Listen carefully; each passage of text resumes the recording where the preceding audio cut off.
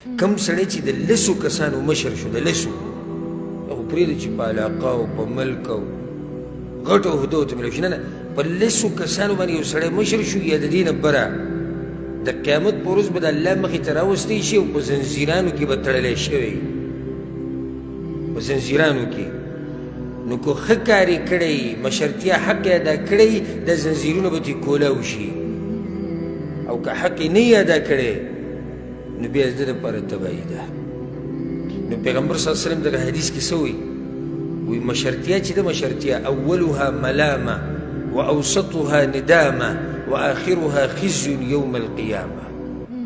اولنۍ برخه ملامت ته خلک به دې ملامته کوي، یو به یو څه وایي بل به بل څه وایي، منځ یې دا دی چې ته به بیا په خپله پښیمانه یې چې یاره دا ولې، او آخرت کې بیا شرم دی چې هغه لوی شرم دی. نو ځکه پیغمبر صلی الله علیه وسلم دې نه ځان لرې ساتي. یو حدیث کې راځي امام